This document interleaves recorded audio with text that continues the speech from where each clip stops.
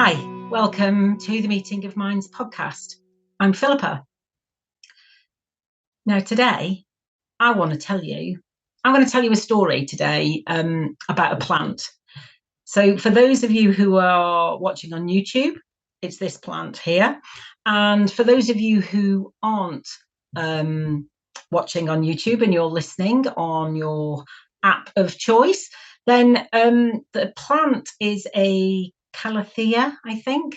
I am not that green fingered, which is going to become quite apparent in when I tell you this story.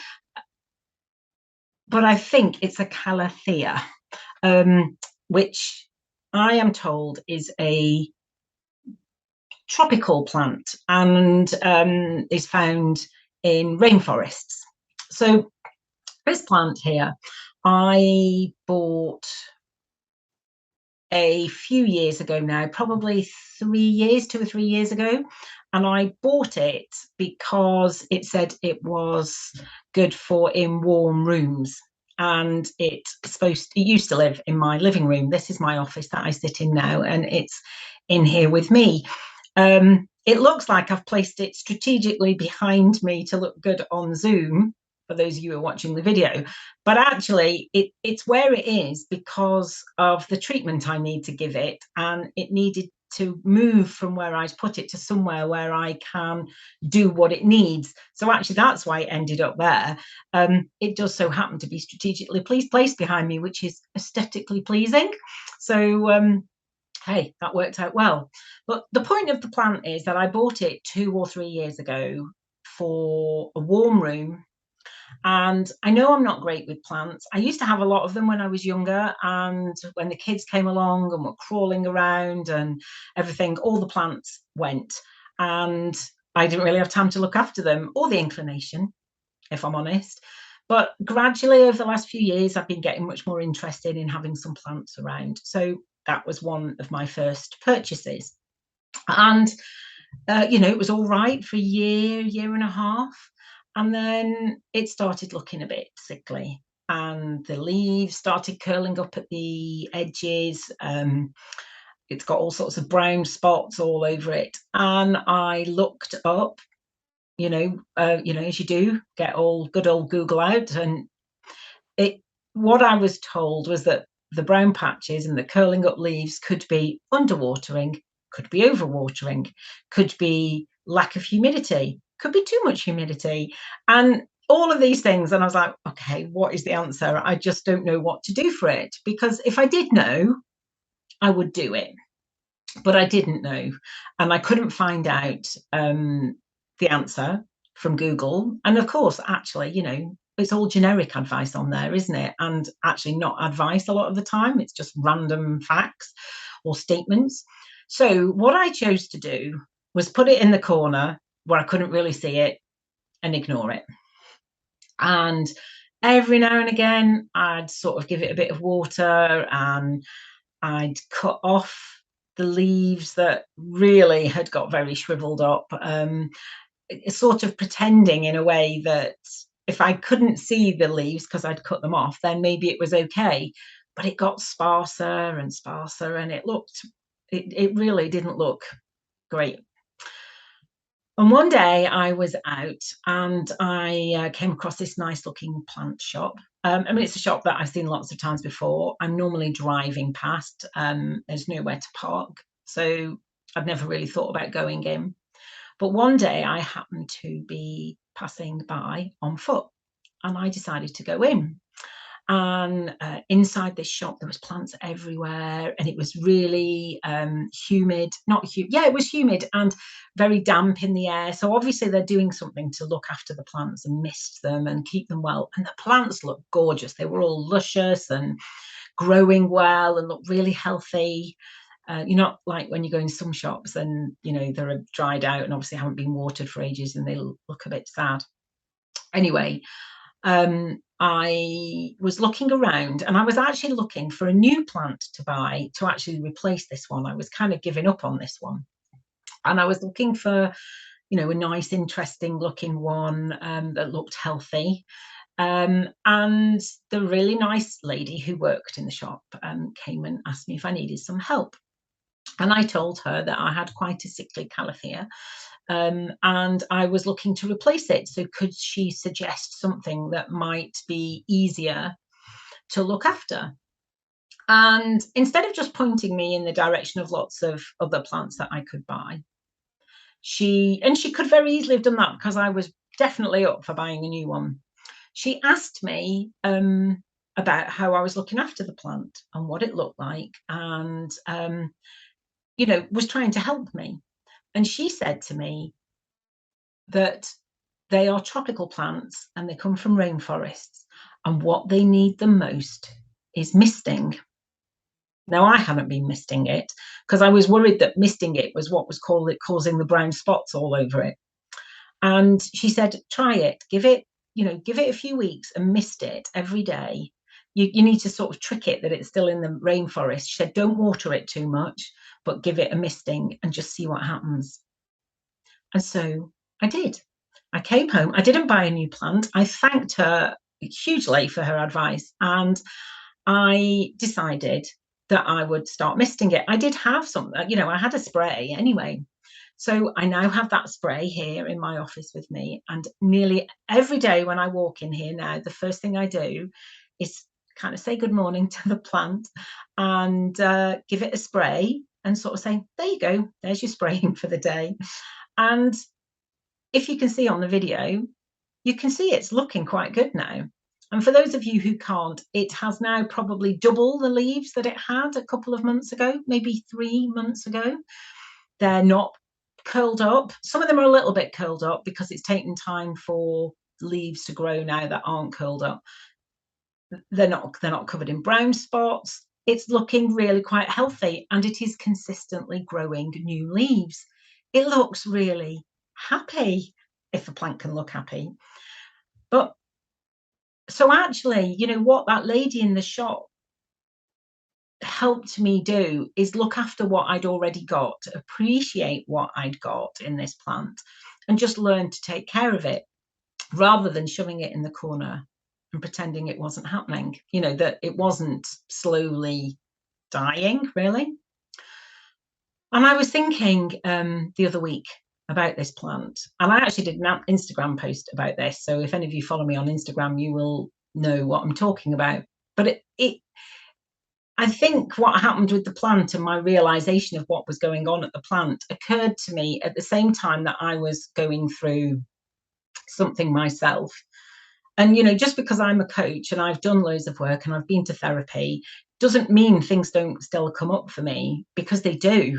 They absolutely do. I've had a lot of trauma in my life, and you don't even have to have a lot of trauma to be triggered around things, and things come up all the time. The difference now is that my nervous system is much more regulated, so I am not instantly triggered into a trauma response. Normally my trauma response is freeze or flight. It's not usually fight, but it can be. But because I'm much more regulated, I'm not instantly triggered into a trauma response. And when I am, I'm still working on recognizing it in the moment, but I do manage to recognize it much quicker, and I am able to get myself back to a regulated place much quicker. And I'm also able to repair. So if I have acted in a way that has hurt somebody else or has caused, problems with friends, family, I am much more able to see that much quicker these days, and be able to repair it. So as I was saying, something had happened, something was going on for me a couple of weeks ago when I was looking at this plant and realized that almost sort of like the plant in a way was representing the trauma that I'd experienced, which for a long time I hid away and I just pretended hadn't happened. And I just hoped that by ignoring it, I would somehow be okay. But I wasn't okay. And, you know, any of you who know my story know that in 2017, I lost a lot of sight in my eye, and I had, quite a breakdown and an unraveling. And so what I then had to do was look at all this stuff. It's not a technical term, but look at all this stuff, all this trauma, all my patterning, all my triggers, and really work out how things in my life were still affecting me. Things that happened in my past were still affecting me now. But I had to look at it. I had to work my way through it. I had to work out what was going on, a bit like I had to find out what was going on with the plant. And like the plant, where I had to ask a lady in a shop to find out what was going on because Google didn't help me, I also needed help, and I found help in a therapist. Once I'd had those 3 years of therapy, I then carried on a real self-learning journey and learnt a lot of other stuff that has really helped me. So it is possible to do this work ourselves at times, and at other times we need support. And I really did need support from my therapist. I needed support from Sam, my fabulous book coach, when I was writing my book. I still need ongoing support in various guises for different things. A lot of it is to do with my business at the moment, but also I have people I talk to regularly, about things that are going on for me. So, and we share that, we help each other out in that way. So I might not be having necessarily formal coaching or formal therapy, but I have definitely built up a support structure. So I have people that I can talk to about things and help. They just hold the space for me while I'm working things through myself. And they might have ideas and suggestions as well. But largely, they're just supporting me whilst I am working things out for myself. So, just to carry on with the plant analogy, once the lady had told me what I needed to do, then I gave that plant what it needed, and it is now thriving. And that was part of my journey to work out what I needed and to find a way of giving that to myself. I've talked about some of this in previous episodes about reparenting my inner child. And, as a child, I just really wanted somebody to give me a hug, tell me they loved me, tell me how brilliant I was, be proud of me when I'd done things to be proud of. And I feel I missed out on all those things. So I have had to find ways to give those things to myself. You might have heard me talk about buying a cuddly teddy bear. It was a giraffe that I slept with for 3 months, right in the middle of my therapy when I was really going through a tough time. And I know that sounds ridiculous that however old I was, 48, 49-year-old woman was going to bed cuddling a cuddly giraffe. And I don't care if that sounds ridiculous, because it's really what I needed, and it really helped me. So,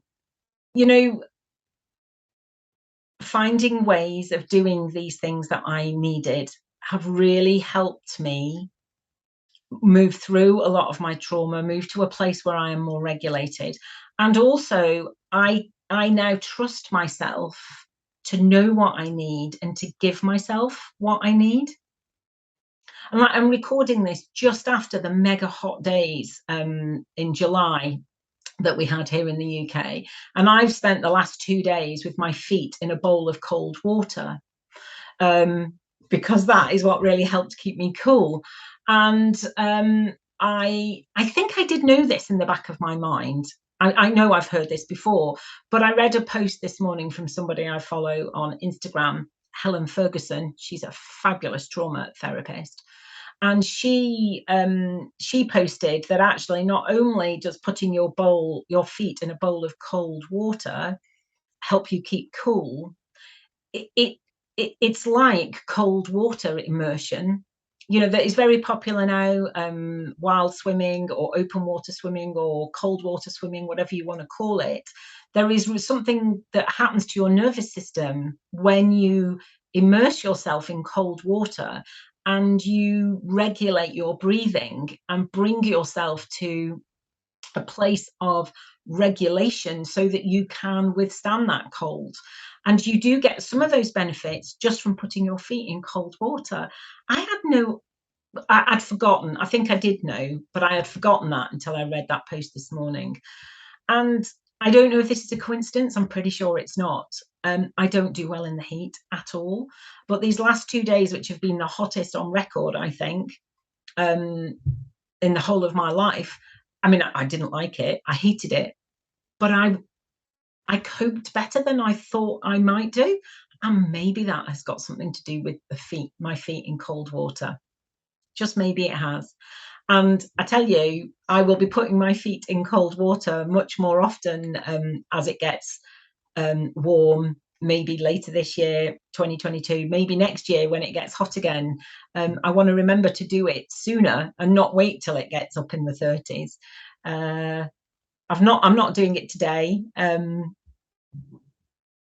Although I have been, for the last few days, I've been swimming in a tidal pool about 25 minutes down the road from me, so it fills up when the tide comes in. So it's salt water, it's chilly, and I've not been today, and I'm really missing it, but I am going to go this evening. So maybe that's helped me cope with the heat lately. But the point of this podcast is all about giving yourself what you need and remembering my plant story, that my plant thrived once I worked out what I needed and I gave it what it needed. And I'm thriving too now. I think for the first time in my life ever, I am aware of what I need.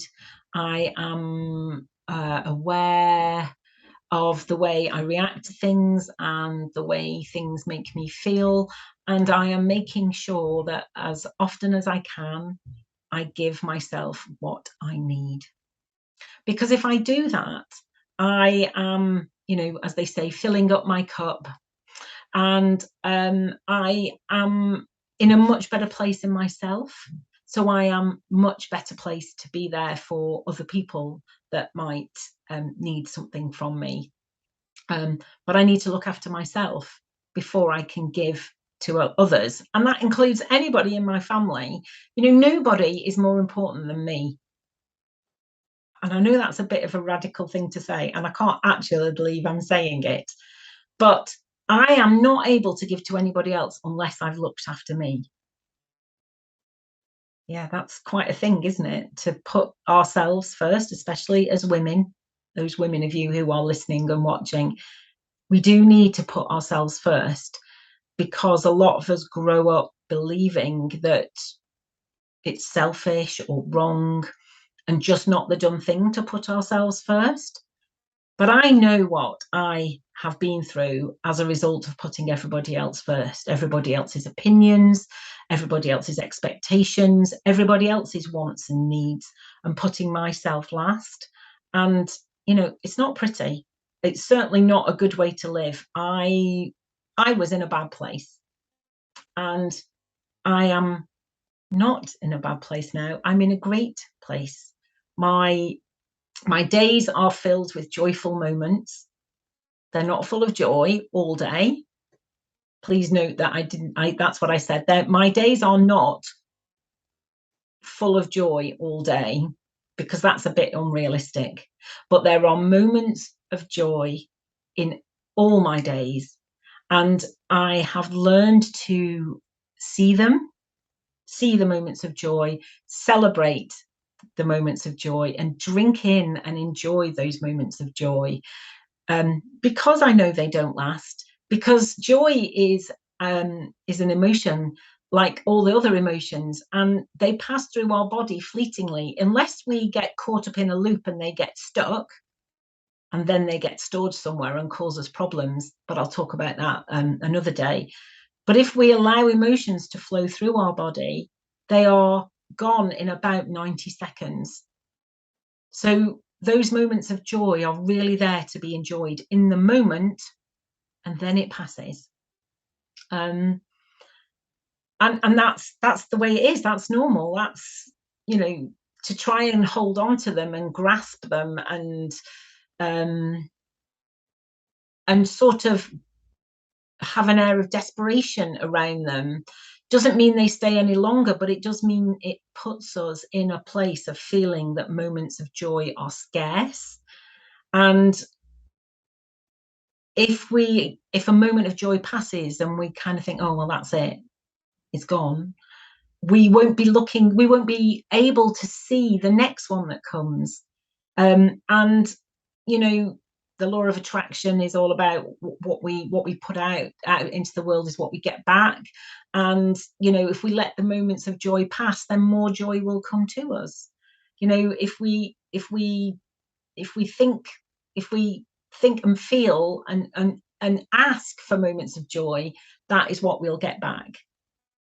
And that's really what I want to bring to you via my story about the plant, is that joy is there for all of us if we can be available to see it, recognize it, drink it in, but also let it pass.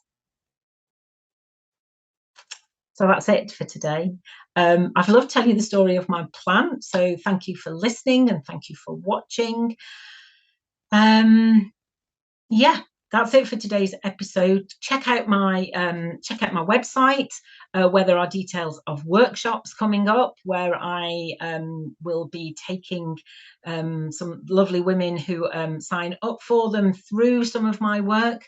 And also coming in the autumn, I will be releasing at least the first cohort, places for the first round of my Envision course, that I'm hoping that maybe some of you listening are going to be interested in, because it's going to be brilliant. But that's it for today. You enjoy the rest of your week, and I will see you next week. Okay, take care. Thank you for listening to the Meeting of Minds podcast. You can find this podcast in all the usual places. Please tell your friends. Please subscribe, and if you have a moment, I'd be really grateful if you could rate and review, as it helps other people find us and helps me spread the messages of empowerment and positivity that I'm really passionate about. If you want to find out more about me, you can visit my website, www.safeandsupported.co.uk. Until next time, bye.